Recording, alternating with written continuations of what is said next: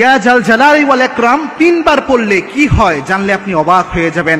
ইয়া জাল জালালি ওয়াল ইকরামের শব্দটা যদি আপনি তিনবার পড়তে পারেন, এটার যে ফজিলত রয়েছে এটা জানলে নিজেই অবাক হয়ে যাবেন, যেটা রাসূল সাল্লাল্লাহু আলাইহি ওয়াসাল্লামের হাদিসের মাধ্যমে জানা যায়। দেখেন আল্লাহর হাবিব সাল্লাল্লাহু আলাইহি ওয়াসাল্লাম তার জীবদ্দশায় যে আমলগুলো করতেন, যে জিনিসগুলো জানিয়েছেন, যে ইনস্ট্রাকশনগুলো দিয়ে দিয়েছেন, এই সবগুলোর মধ্যে বারাকা রয়েছে।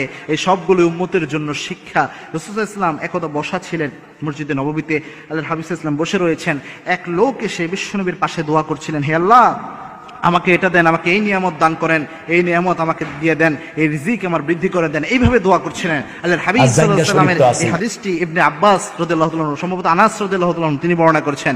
আনাস রাদিয়াল্লাহু তাআলা আনহুকে বিশ্বনবী বললেন, আনাস এই লোক যে এখানে বসে দোয়া করছে, আল্লাহ আমাকে এই নিয়ামত দেন, এই রিজিক দেন, এই জিনিস দান করেন, এই ব্যক্তির দোয়া আল্লাহ খালি হাতে ফেরত দেবে না।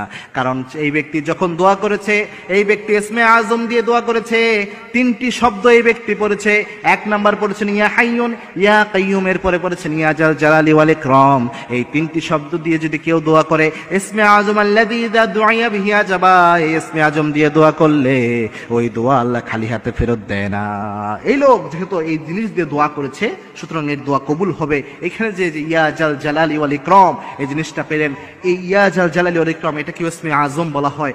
এটা যদি আপনি যখন তাহাজ্জুদের নামাজ রাতের বেলায় উঠবেন, আল্লাহর কাছে যখন দোয়া করবেন, আল্লাহর কাছে যখন চাইবেন, তখন যদি বারবার এটা পড়তে পারেন, ইয়া হাইয়ুন ইয়া কাইয়ুম ইয়া জাল জালালি ওয়াল ইকরাম মিনিমাম 3 বার পড়তে পারেন, আল্লাহ রাব্বুল আলামিন দোয়া কবুল হওয়ার ক্ষেত্রে আল্লাহ রাব্বুল আলামিন অনেক সহজ করবেন এবং আল্লাহ রাব্বুল আলামিন আপনার দোয়াকে অ্যাকসেপ্ট করে নেবেন। মনে রাখবেন, দোয়া অ্যাকসেপ্ট করার মালিক একমাত্র আল্লাহ রাব্বুল আলামিন। এবং এই দোয়া যদি আপনি বিশ্বনবীর তরিকা অনুযায়ী করতে পারেন, সিনসিয়ারলি করতে পারেন, এই সিনসিয়ার দোয়া লাইকে মিসাইল হামলা করলে যেমন মিস হয় না, দোয়ার মতো দোয়া করতে পারলে, বিশ্বনবীর পদ্ধতি অনুযায়ী দোয়া করলে সেই দোয়া আল্লাহ রাব্বুল আলামিন খালি হাতে ফেরত দেয় না। সুতরাং যখনই দোয়া করবেন এই শব্দটা ইয়া হাইয়ুন ইয়া কাইয়ুম ইয়া জাল জালালি ওয়াল ইকরাম এটা যোগ করে দোয়া করবেন এবং 3 বার আল্লাহ রাব্বুল আলামিনের কাছে বারবার আবেগ আপ্লুত হয়ে এই দোয়াটা করবেন। তাহাজ্জুদের সিজদায় যে যদি দোয়া করতে চান, তখনও সুবহানা রাব্বিল আ'লা কয়েকবার বলার পর আপনি এটা পড়তে পারেন, ইয়া হাইয়ুন ইয়া কাইয়ুম ইয়া জাল জালালি ওয়াল ইকরাম। মুনাজাতে হাত তুলে আল্লাহর কাছে দোয়া করতে চান,